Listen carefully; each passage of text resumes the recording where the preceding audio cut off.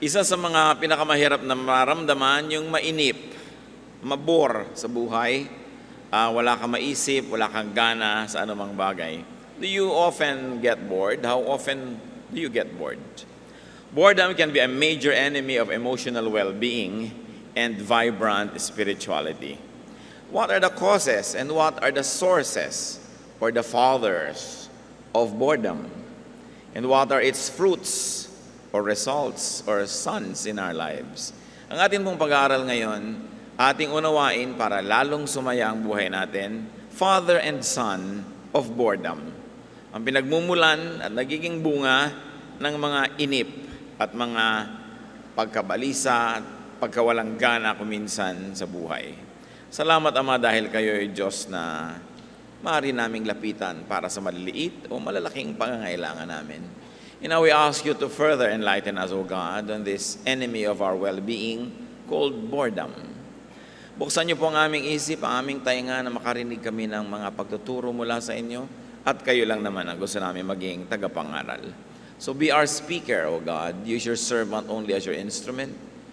Accomplish your holy purpose. Edify us. Improve our lives.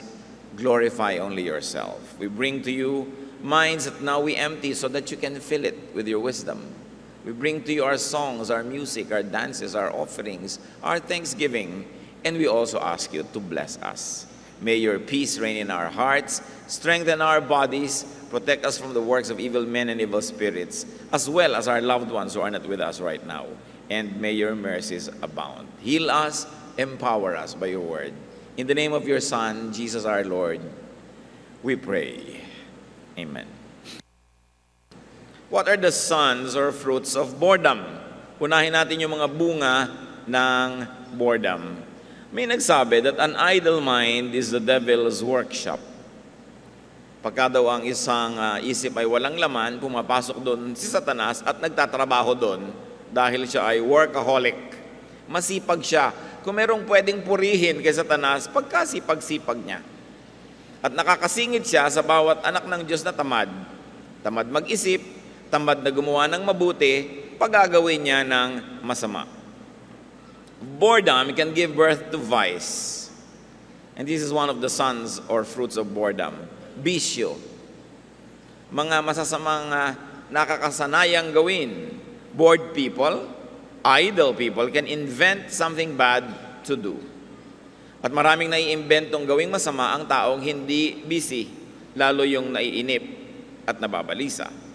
1 Timothy 5:13, they get into the habit of being idle and going about from house to house. They become idlers, gossips, and busybodies, saying things they ought not to. So one of the sons of boredom is gossip. Marami pong mga chismosa, bored lang yan sa sarili nilang buhay. Kasi kung exciting ang buhay nila, mawala sila ng oras para manghimasok sa buhay ng may buhay.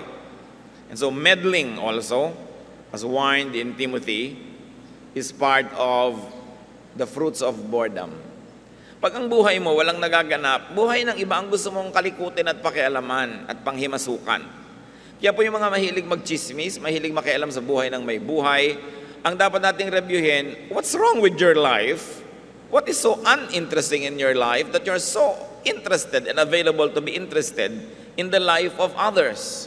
Sayang naman ang buhay mo kung wala kang inisip kung sino na ba ngayon ang boyfriend ni ganong artista.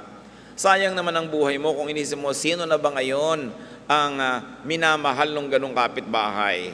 Dahil nakatunganga ka lang at nanonood sa buhay ng may buhay. And chances are, these people don't even know that you exist. And you spend so much time and energy thinking about them, gossiping about them. Yung pa po mga walang magawa, lalo't habang walang magawa ay naglalasing pa at kung ano-ano pang ginagawang negative, magdadrugs pa. Lalo ngayong nagkakaroon ng pagkakataon si Satanas na pakilusin sila. Proverbs 1:11, idle men say, come along with us, let's lie in wait for someone's blood, let's waylay some harmless soul. Many people who are bored can actually commit murder. Physical murder, psychological murder, all types of murders. Dahil mga walang magawa. Kaya nakakatakot maglakad sa mga lansangan na maraming standby na walang magawa sa buhay. Sabi lang, ang unang dumaan ditong naka-yellow, saksakin natin. Kasi wala silang magawa sa buhay. Kaya kailangan may ginagawa ang tao. 2 Samuel 11:1-2, in the spring, at the time when kings go off to war, David sent the king's men and the whole Israelite army, but David remained in Jerusalem. One evening, David got up from his bed and walked around on the roof of the palace. From the roof, he saw a woman bathing. The woman was very beautiful. You know the rest of the story. Sabi niya, sino ang magandang babaeng yung naliligo? She was having the purification bath that women do right after their monthly period. So malinaw na malinaw that this woman just had her menstruation and therefore she's not pregnant. But her husband was a loyal soldier of the king. Walang magawang hari, ang kanyang mga hukbo nasa gera, ba't siya nasa palasyo? Hindi siya manguna doon sa gera. So sa paglalakad-lakad niya sa kanyang bubong, and of course in Israel, you could walk on your roof, flat yung mga bubong. Nakita niya yung babae, nalaman na niyang lahat at may asawa, ipinakuha pa rin niya nung gabi na yon. At sinipingan niya, at pinaulit-ulit pa niya yon, nagkaroon ngayon ng problema, sabi ng babae, I'm pregnant. So anong pinagawa naman itong si David? Ipinatawag niya yung asawa from duty para pauwiin, hoping na sisipingan ng asawa yung wife niya para akala niya siya ang dahilan kung ba't naging pregnant ang wife niya. Eh hindi naman, dahil napakagaling na lalaki nito, sabi niya, paano ko naman uuwiin yung asawa ko yung mga kapwa ko sundalo nandun sa labanan. So doon lang siya natutulog sa labas ng bahay nila, hindi siya umuwi. And besides, these soldiers have taken the purification rites of men going to war, and one of those rites is not to go to bed with their wives while the war is in progress. So napakagaling na lalaki. Paano ngayon yan? Paano ipapaliwanag na nagdadalang tao si Mrs.? Mental telepathy. So kinailangan ngayong ipapatay ni David yung sundalo niya, sabi niya sa mga ibang officer, dalhin niyo doon sa harapan ng labanan, doon sa front lines. At pag nandun, iwan nyo para mapatay ng kalaban.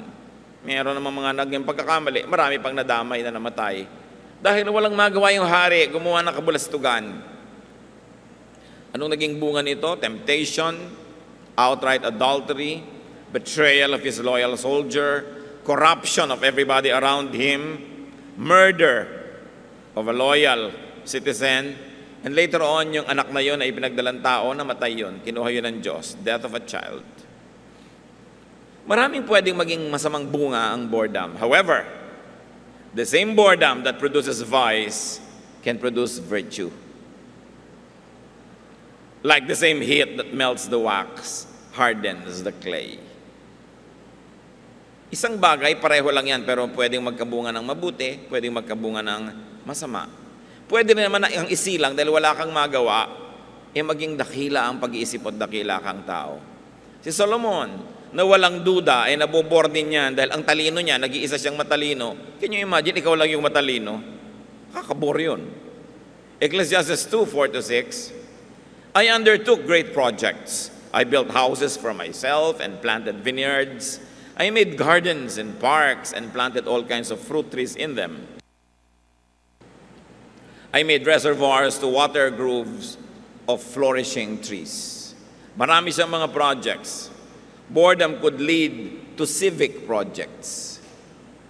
Kaya maraming ladies of leisure nagkakaroon ng civic projects. At least maganda yung pinili nila.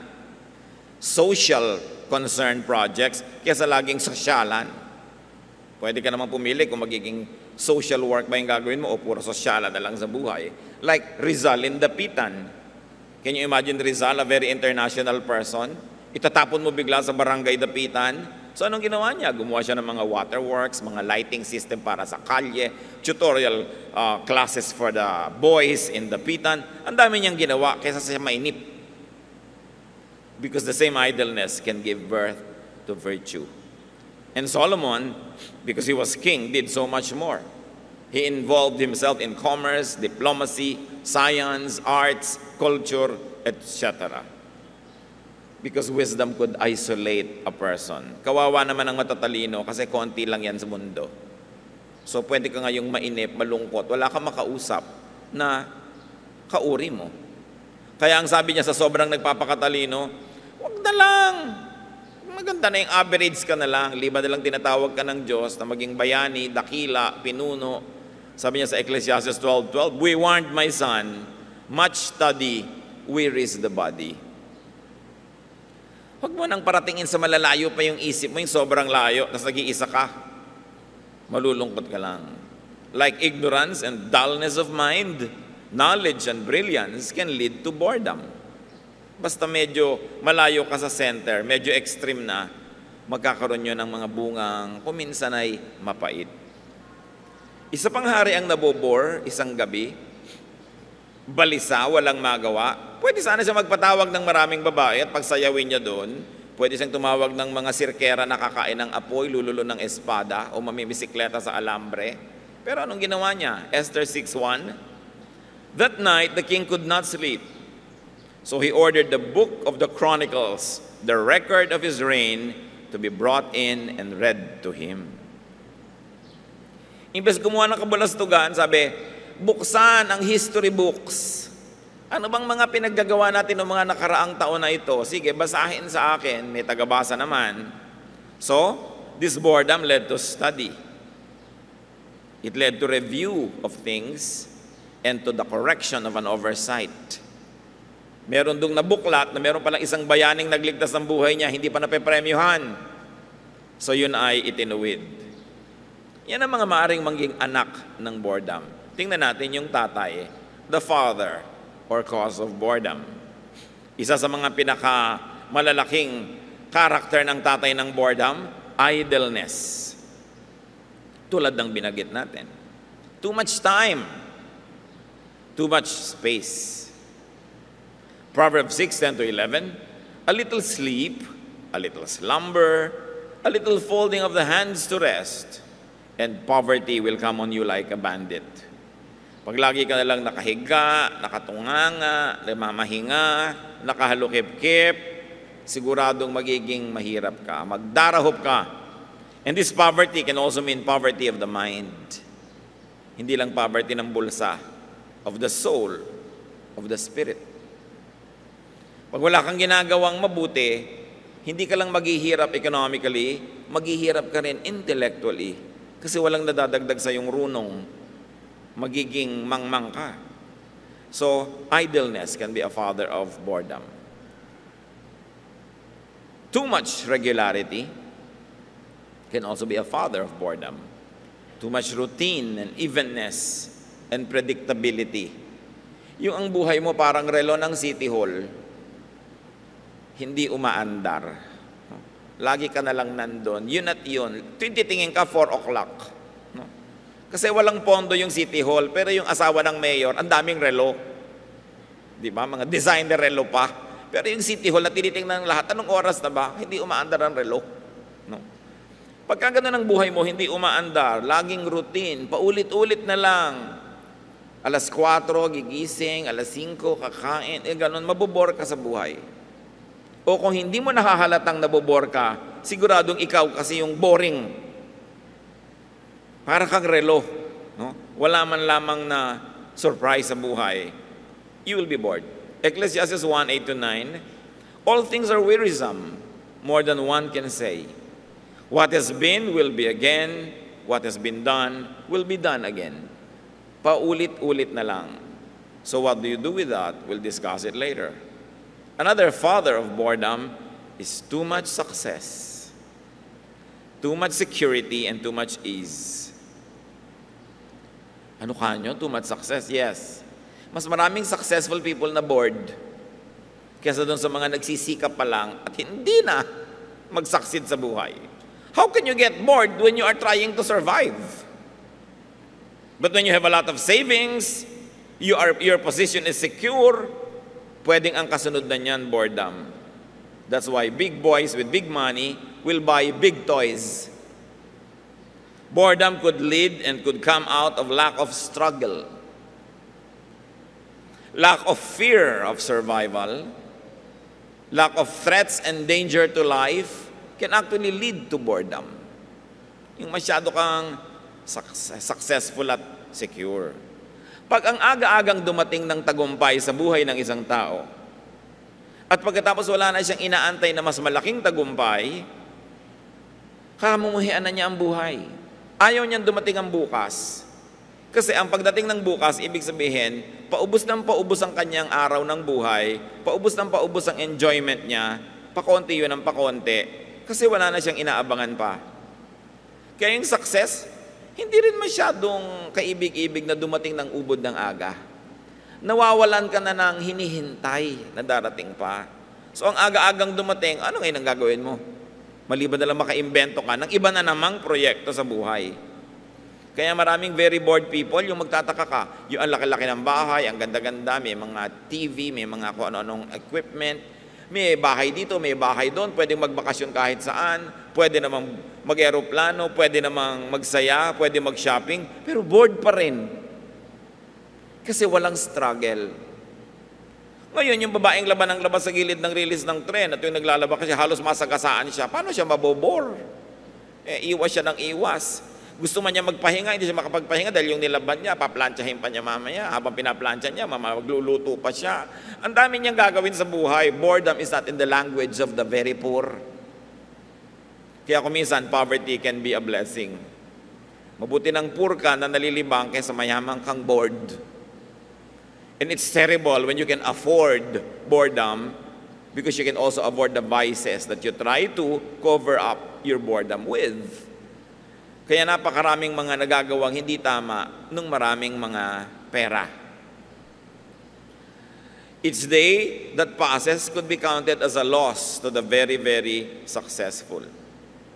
Ang yaman-yaman ko na, sayang naman, naubos ang isang araw, nabawasan na ang life ko uli. So tuwing humahapon, tuwing gumagabi, halos pang hinayangan mo ang paglampas ng panahon. Kasi wala ka nang inaabangan.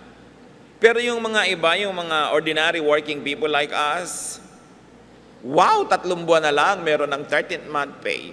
May inaabangan ka man lang. At kahit yung 13th month pay mo, ang konti, alam na alam mo kung anong gagawin mo doon. Yung ang dami-daming pera, actually, hindi naman niya malaman ano nga bang gagawin niya dyan sa pera na yan. So, meron ding blessing pag kinakapos ka. At least hindi ka nabobore. Boredom could even turn into fear of the passing of time. It is very important to appreciate your station in life no matter what it is. Siyempre may boredom din ang mga kapuspalad at mga mahihirap pero hindi nagtatagal kasi ginigising sila agad sa katotohanan na meron silang kailangang gawin and they become busy. Boredom can be an indicator of something that its victim should actually be thankful for. When you're very, very healthy, wala kang sickness, you can be bored. Pero hindi ka makahinga, habol-habol mo hininga every minute, paano ka mabobore nun? Busy ka. No? Hindi mo naisipang magpakamatay dahil pinipilit mong huwag mamatay. Ang nakakaisip lang naman magpakamatay yung walang threat sa buhay niya. So, Solomon was very likely bored in many, many ways. So, sabi niya sa Ecclesiastes 2:10, I denied myself nothing my eyes desired. I refused my heart no pleasure. Pero pagkatapos ng sabi niya, boring din, meaningless. Hindi pala talaga yun. Magastos lang, wala rin naman nangyari. No? Now, how to avoid boredom? Get busy. Obvious naman. 1 Thessalonians 5:14, and we urge you, brothers, warn those who are idle. In other words, work 6 days a week, and the rest only 1 day. Kaya nga yung mga working classes, bihirang mabore. It's the people of leisure that always have to invent something to do dahil nga bored. Too much rest will bore you. You know why? You were designed by God to work 6 days a week and to rest on the 7th. Yun ang design. If you work less than 6 days a week, you will be bored because you are not working according to God's design. Now, work doesn't mean employment all the time. Okay? Mas may ginagawa ka. Productive, fruitful. Social projects or sosyalan. Pwede kang umisip, anong gagawin mo dyan? Lalo't marami kang pera. Diba? Anong gagawin mo? Magpapaaral ka ng mga tao, gagawa ka ng mga social project, repair school buildings, o gagawa ka ng mga party na yung fountain champagne ang lumalabas, yung ganyan. Pwede ka naman pumili That's why your freedom can give you vice or virtue. Siyempre, alam naman natin mga anak ng Diyos kung anong dapat nating paggagawin sa buhay. Yung may katuturan sa kapwa, nakakatulong sa kapuspalad, ikinalulugod ng Diyos. And at the same time, ina-enjoy mo rin siyempre. Kung gusto ng Diyos na tulungan mo yung kapuspalad, ikaw, tulungan mo sarili mo. So do something useful or fruitful or beautiful for yourself. Marami pong nabobor yung mga lolo't lola na mga edad na. Bakit? Kasi wala na silang masyadong ginagawang useful or fruitful or beautiful. Unless, of course, sobrang labo ng mata o kaya hindi makakilos o paralyzed, siyempre hindi na nila kasalanan yon. Pero pag pwede pa tayong gumalaw ang kamay, ang paa, makakita ang mata, marami pa tayong pwedeng gawin. Kesa abangan si kamatayan na dumaan at kariting ka. Kasi nakakabor yung naghihintay ng kamatayan. No? Kailangan meron kang bagong pinagkakaabalahan kahit may edad ka na. Meron kang bagong interest. Read. Tulad ng ginawa ng hari. O kung hindi ka makapagbasa, have someone read to you. Marami naman mga audiobooks ngayon eh. Pwede ka na makinig na lang yan. Study. Know something unknown before. Learn a new skill. Do something good or beautiful for your family, for your church, o sa inyong mga sakop. Sakop, sino ba yun? Mga empleyado nyo, mga taong under your care, under your authority. You could always do something for them. Never forget to do something very, very good, for instance, for your household help, for your labandera, or for your driver, or for your mga staff sa bahay. Kasi 99.99% kayo lang ang inaasahan nila for anything that is financial. Wala na sila ibang source. Sa inyo lang nakaabang ng nakaabang. So be kind, be sensitive, be generous. Generous people will hardly get bored. Because when you are generous, many people will line up for your generosity. You'll be busy trying to produce for them. And when you no longer have any need in life, keep producing so you have a lot to give away. Do something good for your community, for your country, for the planet. There is always something you can do. Yung babaeng huwaran, Proverbs 31, sa verse 27, sabi, she does not eat the bread of idleness.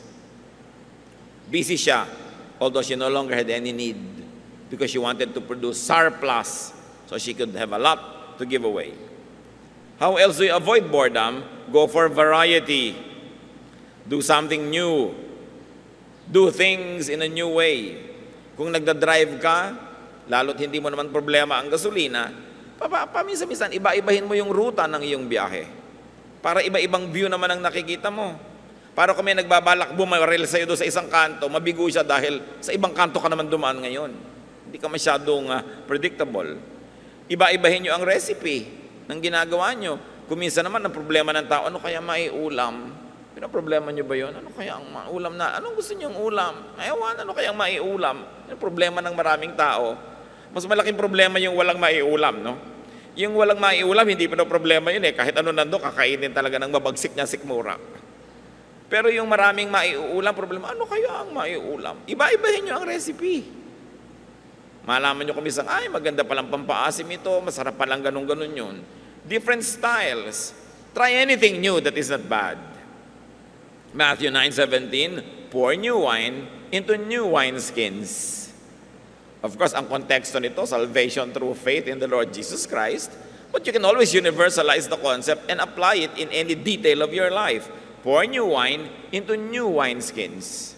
Have new interests. And there's one interesting thing that we can do, have new friends. Don't stop making friends after high school. Keep making new friends. And if you are free romantically, have new flames and passions. Renew your interest. Revive forgotten dreams and forgotten passions. Yung mga kinailangang ipahinga ang kanilang mga pangarap at mithiin dahil nag-asawa, nagpalaki ng mga anak, etc., etc. Kung naglakihan ang mga anak nyo, free na kayo, go back to the dreams of your youth na maaaring hindi nyo nagawa noon. Explore the unexplored part of you and side of you. And seldom will you find life boring. Maraming puso ng tao, libingan, sementeryo. Alam nyo kung ano mga nakalibing? Mga pangarap na nabigo. Pwede nyo yan i-resurrect lalo kung meron na kayong means dahil hindi na kayo masyadong busy trying to survive. Another way, of course, to avoid boredom is to desire. And I mean verb desire. Kailangan tayong laging may minimithi. You are alive. Have passion.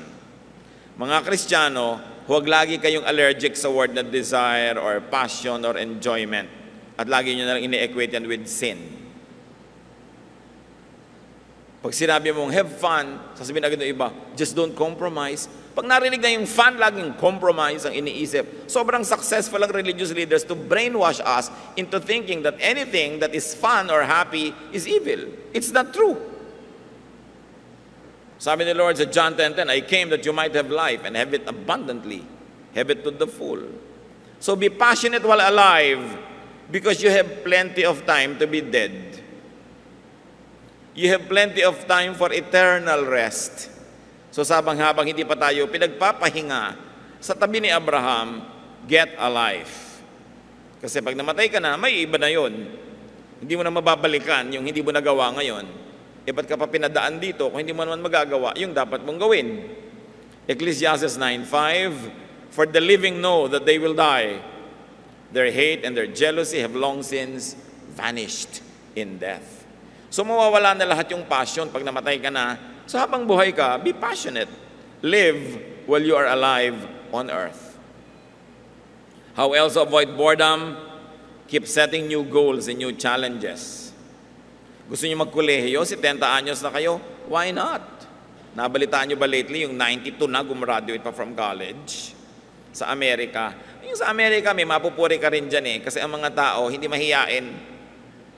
85 papasok sa college, hindi mahiyain. Dito naman, 27 lang, ayaw na. Baka naman matanda na ako. Gawin mo. Ano ngayon kung matanda ka? Di ba? Gusto mong mag-masters at 60? Do it. Namatay ka ng 64, at least namatay kang nagma-masters. Di ba? Kaysa namatay kang hindi nakapag-masters. Why not? Romance after widowhood? Why not? Our society frowns on it as if it's a crime. Di ba? Mga madadamot na anak na ayaw ng pag-asawahin ng mga nanay o tatay. Alam niyo kung bakit? Mga tatakot lang kayong may makaagaw ng mana nyo. Selfish children. Di ba? Tapos pag makati naman yung likod ng nanay nyo, hindi na makakamutin. Ikis-kis nyo sa dingding, mami. Di ba? Dahil makati ang likod.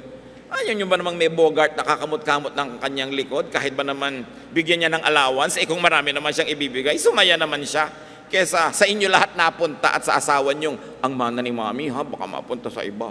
Yung alam niyo naman yung mga manugang, talaga mga interesado yan sa mamanahin. No?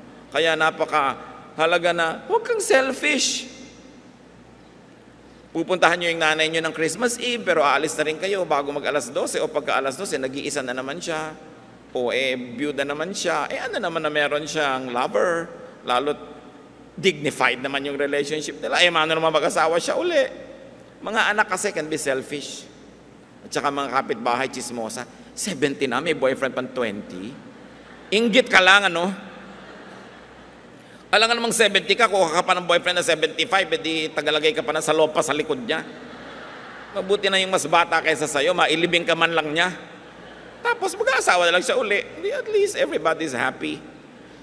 People can be so narrow-minded, we forget that we live on this earth only once.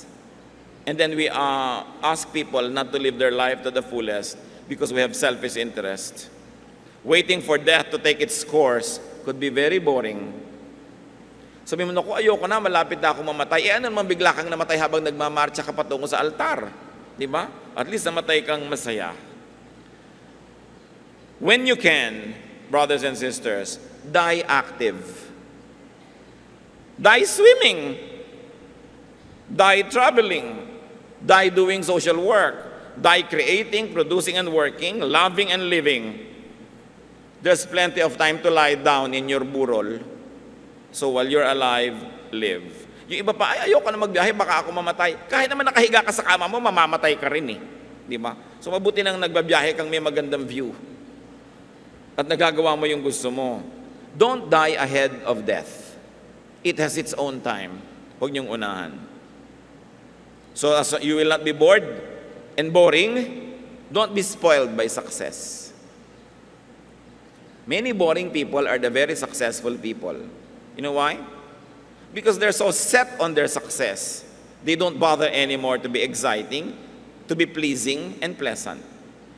Sa artist circles, mga kapatid, may mga ilang artist na alam mo, pag yun yung painting, halimbawa, babaeng ang tataba ng binti, painting yan ni Painter 1. Mga babaeng nakabalot ang ulo sa mga saging, yan ang trabaho ni Painter 2. Ayaw na mga informed and the progressive artist ng ganon, na kung naging successful ka sa ganong style, na stuck ka na buong buhay mo, wala ka nang ginawa kundi babaeng laging may sunong na saging, kasi yun ang nabebenta sa ermita. Kaya yung sikat sa mga tao, uy, painting ni ano yan, yung mga bahay na ganyan ng kulay, among informed artists, ayaw nila nun because they say you get spoiled by your success. You get stuck. You don't progress anymore. Kaya nakaka-spoil din yung success. Don't rest on past accomplishments. From a know-everything high school senior, be a naive college freshman, and you will have a new world.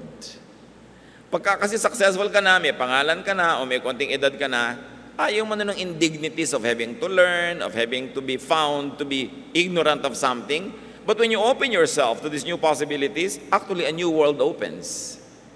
Nagkakaroon ka ng bagong mundo. So keep on dreaming and keep on planning. James 4:13, today or tomorrow we will go to this or that city. Spend a year there, carry on business, and make money. Now, that is not bad, as long as you don't leave God out of the equation and the plan. Kaya nadidemonize itong ganitong plan kasi nagpaplano, puwera ang Diyos, ang yabang-yabang, parang siya na lang ang gagawa ng buo niyang future. But when you make such new exciting plans, put God in the drawing boards, let God lead you, and that will not be bad. Reinvent your life, yourself, your challenges. Kung bored kayo, mga kapatid, sa inyong trabaho, halimbawa, employed kayo, bored na kayo, gusto niyo mag-apply sa ibang trabaho, magbibigay kayo ng biodata. Sa biodata nyo, sa inyong curriculum vita, ano nakalagay? Yung mga pinag-aralan nyo, yung mga seminar na inattendan ninyo, yung mga naging trabaho at posisyon nyo in the past. Ang ibibigay sa inyong trabaho uli ng pag-a-applyan nyo, the same job. Kasi ang ibinibigay nyo, binibigyan nyo siya ng informasyon ng inyong nakaraan na gusto nyo ng takasan, malay ba niyang gusto nyo takasan yun, yun ang ibibigay niya. Kung nag-a-apply kayo sa trabaho at gusto nyo maiba ang posisyon, maiba ang trabaho, huwag kayo magbibigay ng biodata or curriculum vita. Ang ibibigay nyo is what many people call qualifications brief. It's a new style of presenting yourself to employers that highlights only your skills, not your past positions or your past education and training na gusto nyo ngang takasan. Puntahan nyo ang internet, ilagay nyo qualifications brief. Makikita nyo how to make it kung gusto nyo ibahin ang buhay nyo. Because the tendency of employers is to always judge you according to your previous experience, not according to your potential new skills. Kaya yan ang dapat ginagawa. Ayaw nyo pala ng buhay nyo, di palitan nyo. Hindi nyo naman kailangang pasanin yung krus na yan kung ayaw nyo siyang pasanin. Ayaw nyo maging accountant, 40 years old na kayo, gusto nyo maging ballerina, medyo may konti tayong problema dyan. So mag-isip pa kayo ng second gusto nyo. Diba? Marami pa tayong pwedeng magawa, pero hindi nyo kailangang yakapin ang puno na ayaw nyong yakapin buong buhay. You are the captain of your soul and let God be your general para may mangyari ka sa buhay mo. Si Paul, very accomplished, super accomplished.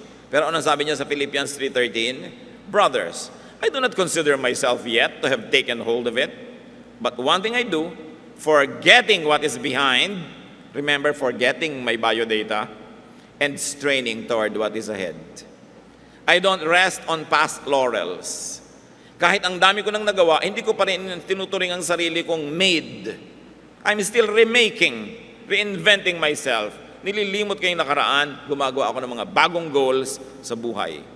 So a life that will not be boring is a life that looks forward, not backward. Sentimental people suffer more than others because sentimental people mourn every passing, miss every absence, and feel every pain. Kailangan din, hindi ka masyadong sentimental. How to avoid boredom? Have fun. You cannot be bored if you're having fun. You don't have fun? Create and invent your fun. Kaya galit na galit ako sa Christian thought na laging ine-equate ang fun sa evil. Maraming relihiyoso allergic to have fun. So ang mga itsura, tingnan ninyo. Kung hindi boring, bored. Hindi masayang kasama, iiwasan mong makadaupang palad. Ecclesiastes 3:22, so I saw that there is nothing better for a man than to enjoy his work. Ecclesiastes 5:19, when God gives any man wealth and possessions and enables him to enjoy them, accept his lot and be happy in his work is what he should do. This is a gift of God. Binibigyan ka pala ng pera, huwag kang mag-guilty. Magbigay ka sa church, magbigay ka sa charity, magbigay ka sa mga nangangailangan, and then splurge. Kaya ka nga binigyan ng pera para gastusin mo. Tapos inubos mo lahat sa charity, tapos ikaw ngayon nangangaliran ka parang pindang. Tapos akala mo natutuwa sa iyo yung Diyos. Sabi ng Diyos, hindi ko na nga bibigyan to uli. Binibigyan ko nga, hindi naman ine-enjoy. Nasubukan niyo ba magregalo sa isang tao ng isang bagay tapos hindi ginamit? Bibigyan niyo ba uli? Basta natutuwa ang Diyos sa gastos nyo, bibigyan niya ng replenishment yan. Basta tama, balanced, meron yung iba, meron ka rin. Huwag yung wala ka. Kasali ka doon, kaya nga sa'yo binigay eh. Para kasali ka. Meron bang humahawak ng palayok na hindi nauulingan? Diba? Meron ba namang accountant na may debit credit na walang kupit? Dumadaan sa kamay mo, nakakagawa ka ng paraan. Hindi ko sinasabing mangupit kayo ha. Pag ibinibigay sa inyo ng Diyos, enjoyin nyo yan. Huwag puro guilt trip. Siyempre, pinapagilty kayo ng simbahan para ibigay nyo lahat sa simbahan. Natural. Pero alam nyo, brainwashing lang yun. Tithe lang ang hinihingi ng Diyos tsaka offering. Yung iba sa inyo na. Nagbigay ka ngayon ng love gifts sa mga tao, mga charities, pero marami doon sa'yo. Hindi naman nagkakamali ang Diyos, sa'yo binigay eh. Huwag ka lang magkamaling solohin. Yun ang mali doon. Ang relihiyon, 2,000 taon na, walang itinuturo sa tao, kundi isuka mo lahat, ibigay mo lahat sa simbahan. Diba? Magpakahirap ka habang ang tataba ng mga pare. Yung bakit? Ang tataba ng mga pastor, ang lalaki ng tiyan. Pagkatapos, ang tuturo sa church, fasting. Parang look the part. Kailangan naman credible ka. Sabi sa Ecclesiastes 11:9, be happy. Dapat happy ka. Hindi ka nilikha ng Diyos para torturin. Nilikha ka ng Diyos para sumaya ka kasi mahal ka ng Diyos. Huwag ka lang selfish. Huwag ka lang malasing. Huwag ka lang makalimot. Now, another way to avoid boredom, brothers and sisters, is to entertain problems. Entertain needs and crises. I did not say invite. I said entertain. Dumating ang problema mo, pangangailangan, krisis mo sa buhay, harapin mo. Hindi yung entertain na libangin, ha? Harapin mo yan. Nandyan eh. Why? At the very least, you will not be bored. May blessing din therefore. It is the duty of man to be fruitful and happy, or at least not to be bored and lonely. Lahat tayo, dumarating yung panahon that you have to cross a valley of depression. You have to cross a river of loneliness. Or you have to cross an ocean of crisis. While you are doing that, you may be tired, but you will not be bored. So look at it as a blessing. And once you have crossed, help other people cross also. And with God's help, we can. We can cross every valley. Psalm 23 verse 4, even though I walk through the valley of the shadow of death, I will fear no evil, for you are with me. Your rod and your staff, they comfort me. So hindi ko kakatakutang tawirin yung madidilim. Kasama ko ang Diyos. And we could be God's rod and staff to comfort one another. Huwag tayong sobrang maging obsessed with our boredom that we forget to minister to other people who might also be bored. Hindi lahat ng nurse, hindi lahat ng doktor, walang sakit. Pero kahit may sakit sila, nanggagamot pa rin. Kaya kahit tayo may niraramdam, may problema, may inaalala, may lugar pa rin para tayo maging maalalahanin sa iba. May lugar pa rin para tayo maging matulungin na bumuhat ng kanilang mga dala kahit tayo man ay may daladalang mabibigat na buhat. Kasi sa oras na sarili mo na lang problema ang sinarili mong isipin, bibigat lang yan ang bibigat. Madalas gumagaan ang dala mo kung tumutulong ka sa ibang dalhin yung mga dalahin nila. Hindi natin maipaliwanag, himala yun. That as you help other people with their problems, your problems recede to the background and become smaller. But when you are so focused on your own concerns only, your concerns will grow bigger and bigger and bigger. So when bored, do something. Do whatever it takes to get out of it. Don't entertain boredom to stay too long. And let your boredom give birth, not to vice, but to virtue. Boredom, like birds, cannot be stopped from flying over your head, but you can stop it from nesting in your hair. Pag nararamdaman mong nabobore ka na, gumawa ka na ng paraan. And while still struggling in life, dreaming and hoping, not having yet what you want, just relax and enjoy the struggle. Be thankful. Ibig sabihin lang nun, malayo ka sa boredom. 1 Thessalonians 5:18, give thanks in all circumstances, for this is God's will for you in Christ Jesus. Very importantly, minister to the bored and the depressed. Baka sa bahay nyo, mga kapatid, merong depressed, merong bored. Husbands, baka naman 8 oras kayo sa golf course, bored na si Mrs. Tapos pag uwi nyo pa, ipapalinis nyo pa yung golf clubs. Gusto niyang ipalo sa inyo yung golf clubs dahil wala na kayong ginawa, kundi ba golf. Diba? Ang tagal-tagal yan, 4 hours, 5 hours. Kung ang nagustuhan pa ni big boy with a big toy, yachting. Aba, mga araw at mga 24 hours, 3 days siya na yachting with the boys. Anong gagawa ni Mrs.? To miss you like crazy? Kung minsan ay maraming bored sa buhay nyo dahil nagkukulang kayo. No? Puro sarili mo lang naiisip mo. Kung minsan nalilimutan mo, meron kang bored na anak sa bahay o may bored kang nanay sa bahay, anak. Naboboard na pala yung tatay at nanay mo, layas ka pa ng layas ng bahay. Naboboard na pala yung lola mo. May pananagutan tayo sa isa't isa. Kung hindi ka bored, isipin mo, sino kaya ang bored dito na malibang ko naman, maipasyal ko, makwentuhan ko man lang. Minister to the bored and the depressed. That was the ministry of Jesus. 1 Samuel 16:23, whenever the Spirit from God came upon Saul, David would take his harp and play. Then relief would come to Saul. He would feel better, and the evil spirit would leave him. Kita nyo, depressed na depressed yung Saul, tutugtugan ni David. Ang galing ni David, he's a Renaissance man. Sundalo, makisig, mabalasik, pero musician, artist, dancer pa. Di ba? Sa kanya na yung mga magagandang mga katangian ng isang kumpletong tao. So give the ministry of companionship. And when you can, refer bored people to those who can help, especially when you yourself cannot help. Give bored people something good to do. Kung may kakayanan kayo, yung bahay nyo, nagmumura sa kalakihan niya, na naliligid ng mga maliliit na dampa sa inyong lugar, huwag mo namang gamitin lang yung pera mo para ipamukha sa mga kapitbahay mo kung gaano sila kahirap at gaano kakayaman. Buksan mo ang iyong garahe, magtayo ka ng cottage industry para yung mga bored wives doon, imbes magchismisan at maghingutuhan, may magawa. Then nakatulong ka sa boredom ng iba.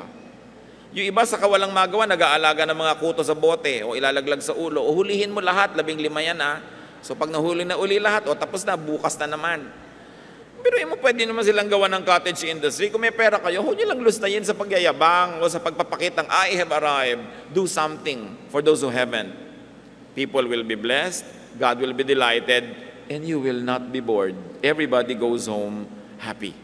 Salamat, Panginoon, dahil concerned kayo sa amin. Salamat dahil gusto niyo masaya kami na hindi kami bored. Na napakaraming katuruan sa Bible na pwede namin panghawakan para palayasin namin yung boredom sa buhay namin and know that what we are doing is a biblical thing. Thank you, Lord, for giving us this affirmation. Bigyan niyo po kami ngayon ng karunungan para ma-apply sa buhay ang lahat ng ito. Iba-iba buhay namin, iba-iba korte, iba-iba circumstance. Pero isa lang ang katotohanan, posibleng kami o mga mahal namin sa buhay na bobor. Teach us. Teach us so that we may drive boredom away from our lives, that we be happy and productive, godly, and very, very fruitful people. Salamat, Panginoon, sa lahat ng ito. Sa ilang saglit ng katahimikan, tulad ng nakagawian natin, magbulay-bulay pa tayo mga kapatid. Humanap pa kayo sa Panginoon ng practical application. You should not be bored too long. Once in a while it happens. Among the loved ones that you can minister to, they should not be bored. Meron din tayong pananagutan. Lord, teach us so we can be agents of blessing. Let's be silent and pray for a while.